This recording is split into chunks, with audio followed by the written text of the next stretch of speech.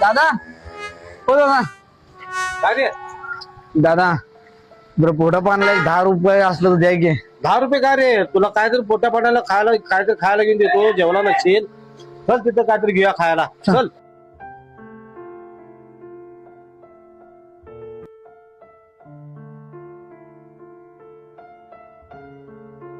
काय भैया ते बघा कितीला आहे ते हा हे 75 रुपयाला आहे.